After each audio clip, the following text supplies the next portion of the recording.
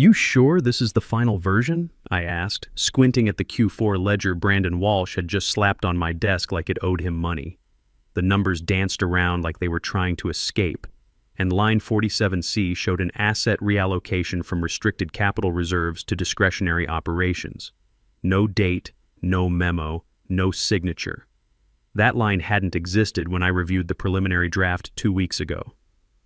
I'm Bill Patterson, 52 years old, and I've been doing financial compliance for 25 years. The last 12 of those have been right here at Hartwell Financial Services, watching this company grow from a mid-size regional firm to a serious player in commercial lending. I know what laundered funds look like when they're dressed up in a spreadsheet. Brandon leaned over my cubicle wall, smirking like he'd just discovered fire. At 34, he was our new VP of Finance, brought in 6 months ago from some fintech startup that burned through investor money faster than a casino.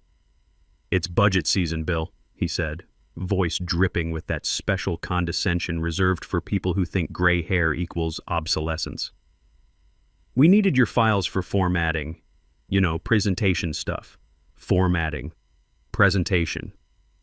I've been buried in SOX compliance since Enron made headlines. I built the financial controls at this company from the ground up. I know what a reclassified fund looks like when someone's trying to hide $3.2 million in regulatory violations behind fancy PowerPoint graphics." That moment in November was the spark. Not a full explosion yet, but the unmistakable stench of electrical fire behind the walls. You don't see the flames, but you know they're coming. I didn't respond to his smirk, just took the printout, walked back to my corner of the compliance department, and opened my laptop with the same reverence most people reserve for their morning coffee ritual. My official title was Senior Financial Compliance Officer. What I really did was catch financial stupidity before it landed us in federal court or cost us our banking licenses. But lately things had been shifting like tectonic plates. The vendor compliance dashboard had mysteriously locked me out last Thursday in November. A shared drive folder I'd maintained since 2018, containing every audit trail and regulatory filing, had been archived due to system optimization. 3 internal audit requests I'd submitted in early November had been rerouted without my name attached, straight to Brandon's new assistant, Ashley Morrison. Ashley was 26, fresh MBA from some online program, who once asked during a staff meeting if depreciation meant the building was getting sadder over time. Yet somehow, she was now handling budget consolidation for our biggest acquisition deal in company history. I sent a polite email to legal. Radio silence.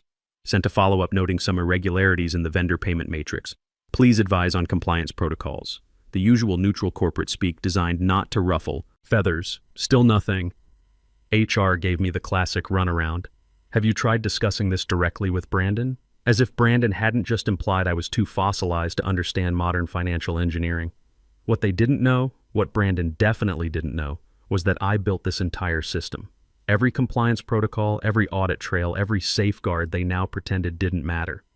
I wrote the vendor management procedures they were casually ignoring. I designed the risk assessment matrix Brandon was now trying to game. And back in 2019, when we renewed our acquisition protection contract with Meridian Capital Partners, our largest institutional investor, I helped draft a legal clause so obscure it required 3 footnotes just to explain the enforcement mechanism. Clause 14D, Asset Seizure and Compliance Enforcement. At the time, our lead counsel thought it was clever, but probably unnecessary. Belt and suspenders, he called it. A fail-safe provision I'd sketched out after watching too many companies get destroyed by acquisition fraud. But Meridian's legal team had signed off on every word.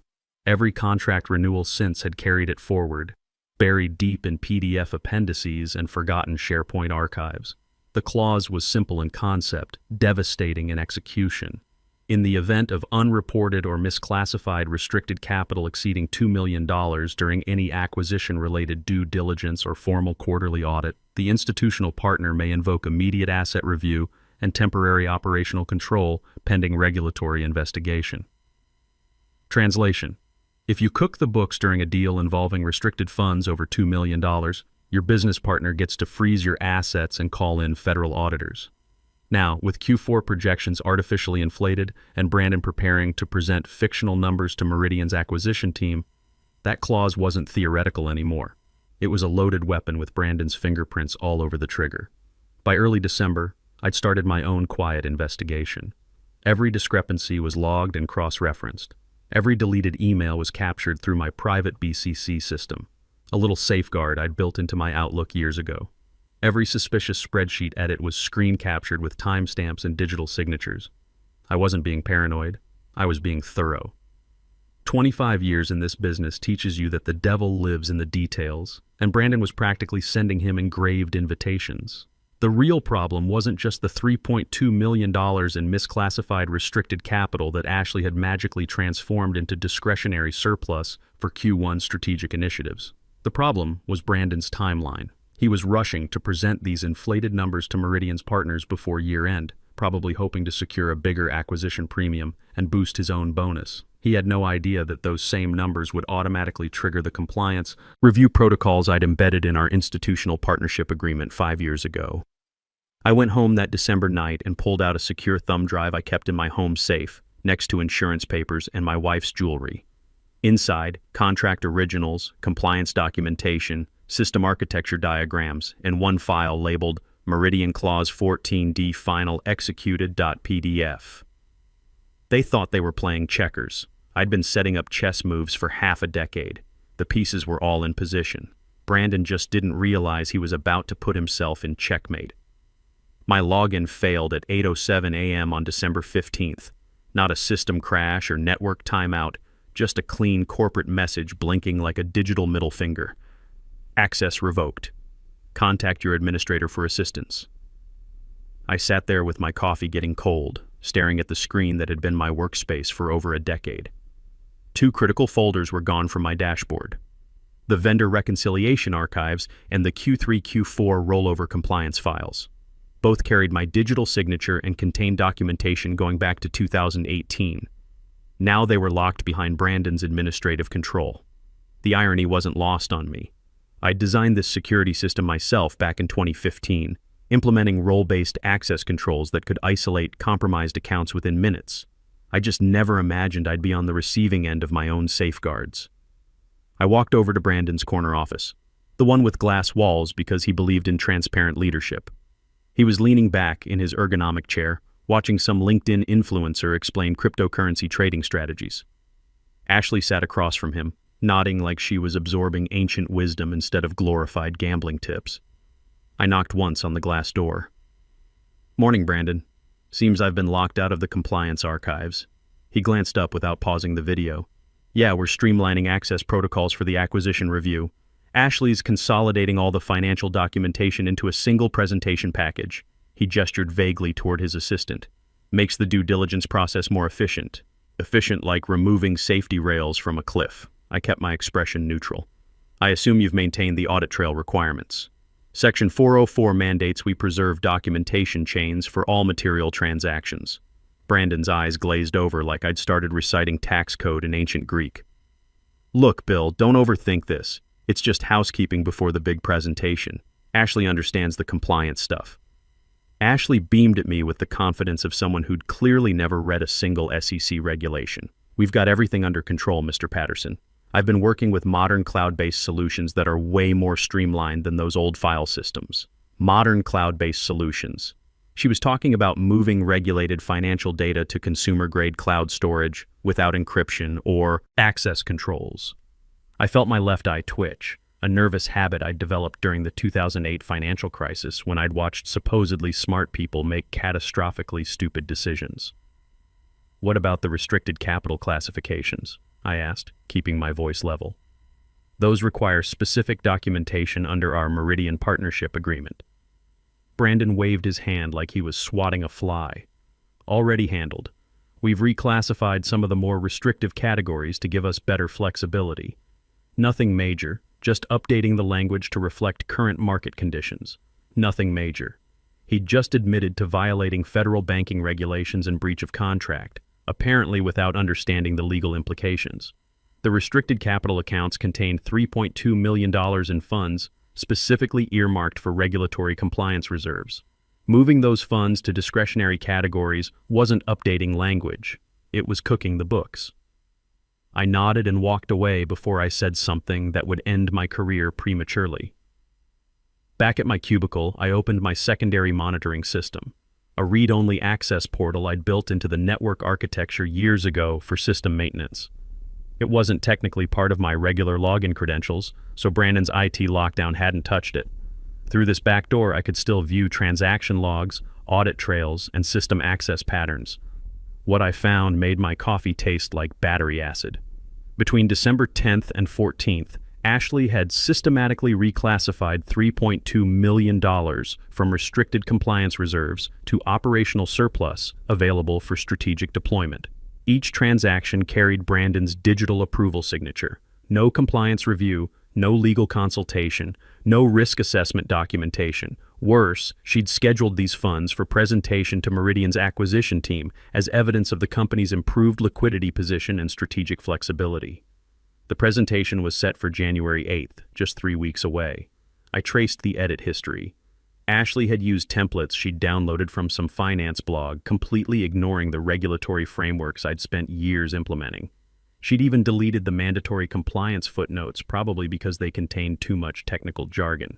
This wasn't just sloppy bookkeeping, it was systematic fraud, and they were about to present it to our biggest institutional partner during the most important business negotiation in company history.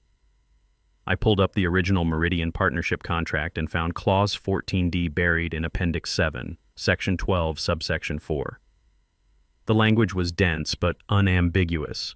Any misrepresentation of restricted capital exceeding $2 million during acquisition due diligence would trigger automatic asset review and potential seizure. The threshold was $2 million. Brandon and Ashley had just crossed it by $1.2 million, with 3 weeks' worth of documentation proving intent and systematic planning. I opened a new document and began compiling evidence. Screen captures of the original classifications versus Ashley's revisions. Timestamps showing the rapid sequence of unauthorized changes. Email threads where Brandon explicitly approved moving restricted funds without legal review. Every piece of evidence was saved in 3 locations: my secure home drive, an encrypted cloud backup, and a physical USB drive hidden in my desk drawer behind expired antacid tablets and forgotten birthday cards. Then I did something I'd never done in 25 years of compliance work. I sent a carefully worded email to our external auditing firm, flagging potential inconsistencies in Q4 restricted capital reporting that may require preliminary review. I didn't mention Clause 14D, I didn't need to. The auditors would find the violations themselves, and when they did, the enforcement mechanism would activate automatically. Brandon thought he was consolidating power. In reality, he was building his own gallows while I quietly measured the rope. The countdown had begun. The office holiday party on December 20th was where Brandon made his biggest mistake. Not the financial fraud. That was just greed and incompetence. His real error was making it personal. I was standing near the coffee station, nursing a cup of the caterer's surprisingly decent brew, when I heard Brandon's voice carrying across the break room. He was holding court near the catered sandwich table, gesturing with a plastic cup of cheap wine like he was delivering a TED Talk. "The problem with legacy employees," he said, voice thick with holiday cheer and corporate arrogance, "is they get stuck in old paradigms. Take Bill Patterson, for example. Guy's been here since the Stone Age, still thinks we need to follow every bureaucratic checkbox from the 1990s. Laughter rippled through the small crowd. Ashley giggled like he'd just cracked the joke of the century. A few younger employees nodded along, probably hoping Brandon would remember their faces come promotion time. "I mean, the man literally prints out emails," Brandon continued, warming to his theme. "Prints them out! Like we're running some kind of museum instead of a modern financial services firm. No wonder our compliance costs are through the roof." More chuckles. I took another sip of coffee and stayed exactly where I was, letting them think I couldn't hear. Sometimes the best intelligence comes from people who forget you're in the room. "Honestly," Brandon said, lowering his voice to a stage whisper that carried perfectly across the tile floor, "I'm just waiting for him to retire so we can finally drag this company into the 21st century. Ashley's already shown me how we can automate half his job with basic spreadsheet macros. That's when I decided Brandon Walsh needed to learn a lesson about the difference between experience and obsolescence." I finished my coffee, threw away the cup, and walked past their little circle without making eye contact. But I made sure to speak just loud enough for the group to hear. "Merry Christmas, everyone. Enjoy the holidays." January is going to be educational. Brandon looked confused. Ashley raised an eyebrow. The other employees glanced between us like they'd just witnessed something significant but couldn't quite figure out what. I left the party early and spent Christmas week at home, ostensibly on vacation, but actually preparing for war. My wife Sandra thought I was finally learning to relax after years of bringing work stress home. In reality, I was building the most comprehensive compliance audit documentation package of my career. Every transaction Ashley had modernized was cross-referenced against federal banking regulations. Every fund reclassification was mapped to specific violations of our Meridian Partnership Agreement. Every email thread was preserved with full metadata, including the digital signatures proving Brandon's direct authorization of each regulatory breach. The beauty of Clause 14D wasn't just its automatic enforcement mechanism, it was the documentation requirements. The clause required clear and convincing evidence of systematic misrepresentation before asset seizure could proceed. Brandon and Ashley had handed me that evidence on a silver platter, complete with timestamps and approval chains. On January 2nd, I returned to the office to find a meeting invitation in my inbox. Q4 Financial Review and Strategic Planning Session. All hands required.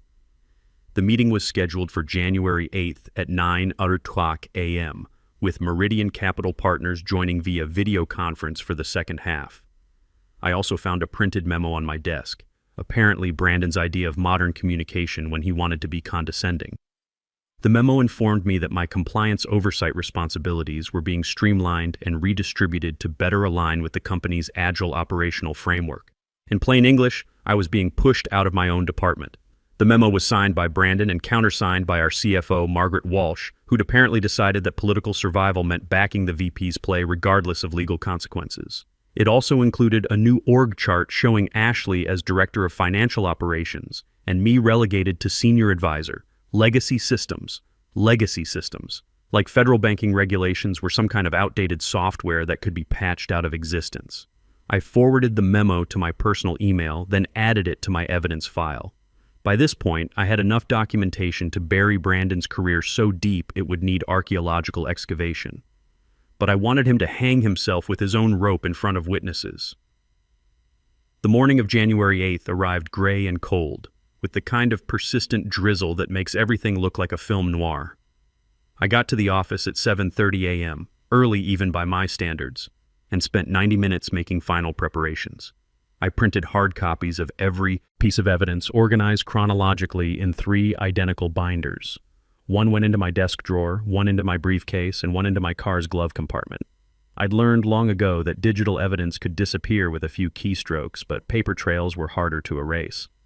At 8:45 a.m., I walked into the main conference room to find Brandon already there, setting up his laptop with the confidence of a man who'd never experienced real consequences for his actions. Ashley sat beside him, shuffling through printed PowerPoint slides with the focused intensity of someone trying to look professional. The Meridian team would be connecting at 10:00 a.m., giving Brandon an hour to present his fictional financial picture to our own board first. He'd structured the meeting perfectly for maximum impact, build internal consensus, then present a united front to our institutional partners. He had no idea he was about to trigger the most sophisticated compliance enforcement mechanism in our industry. I took my seat at the far end of the table, opened my laptop, and waited for the show to begin. The trap was set. Brandon just needed to step into it. The boardroom filled slowly. Margaret Walsh arrived first, followed by our 3 external board members, then the department heads who'd been summoned to witness Brandon's moment of triumph. Everyone took their seats around the polished conference table while Brandon fiddled with his laptop, projecting confidence like aftershave. At exactly 9:00 a.m., he stood and clicked to his first slide, Q4 Performance Review and Strategic Outlook. The presentation was slick, professional, and built on a foundation of pure fiction. As you can see, Brandon said, gesturing toward a colorful bar chart, we've successfully optimized our capital allocation to create $3.2 million in operational surplus for Q1 strategic initiatives. He clicked to the next slide. This enhanced liquidity position demonstrates our readiness for accelerated growth under Meridian's expanded partnership framework. I watched the board members nod approvingly. Margaret smiled like she'd personally engineered this financial miracle. Ashley took notes with the focused intensity of someone documenting her own career advancement. Nobody questioned the numbers. Nobody asked about the source of this sudden windfall. Nobody wondered why restricted compliance reserves had mysteriously transformed into discretionary investment capital. Brandon continued his presentation for 45 minutes, painting a picture of unprecedented financial flexibility and strategic opportunity. Every slide reinforced the same fundamental lie, that Hartwell Financial had somehow discovered millions in surplus capital without any corresponding revenue increases or cost reductions. At 9:52 a.m., 8 minutes before the Meridian team was scheduled to join the call, I finally spoke. "Brandon," I said quietly, "before we bring in our institutional partners, shouldn't we review the compliance documentation for these asset reclassifications?"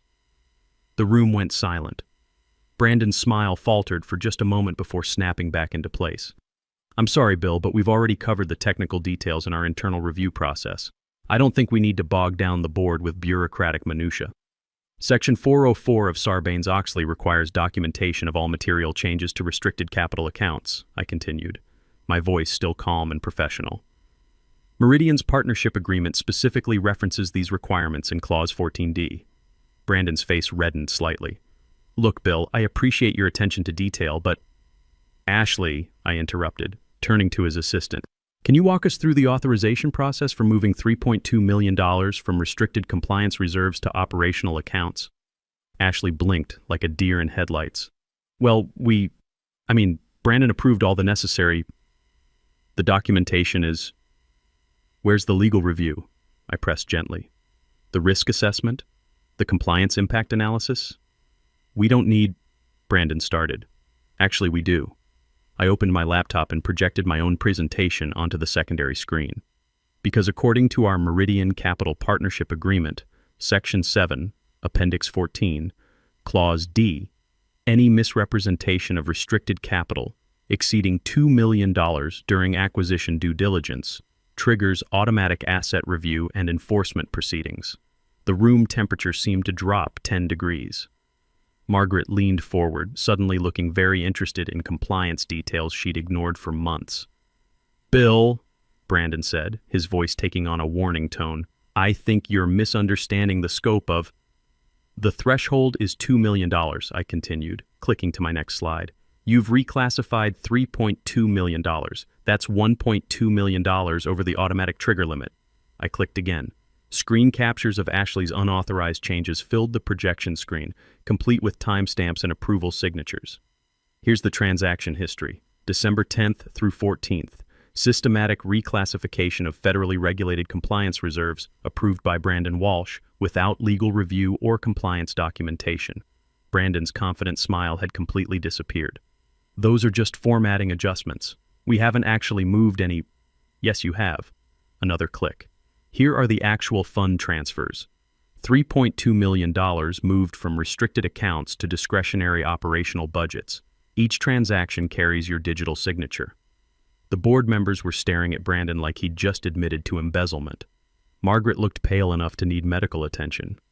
At exactly 10:00 a.m., the conference room phone rang. The Meridian team was ready to join the call. "Should I answer that?" Margaret asked weakly. I stood up, walked to the phone, and picked up the receiver. "Good morning, this is Bill Patterson, Senior Compliance Officer at Hartwell Financial. Before we begin today's presentation, I needed to formally notify you that we've discovered material misrepresentations in our Q4 restricted capital reporting that may trigger enforcement provisions under our partnership agreement."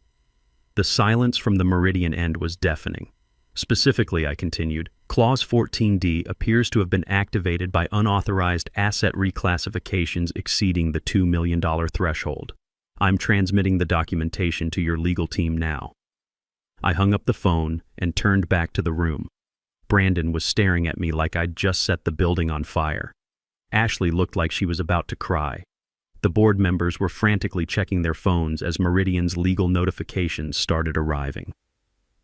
"Bill," Margaret said slowly, "what exactly does Clause 14D authorize?" "Immediate asset freeze pending federal compliance review," I replied calmly. "Meridian can assume temporary operational control of any accounts related to the breach until regulatory investigators determine the extent of the violations." Brandon finally found his voice. "You can't do this. This is sabotage. No, I said, closing my laptop and gathering my papers. This is compliance. It's what I've been trying to tell you for 2 months. I walked toward the door, then paused.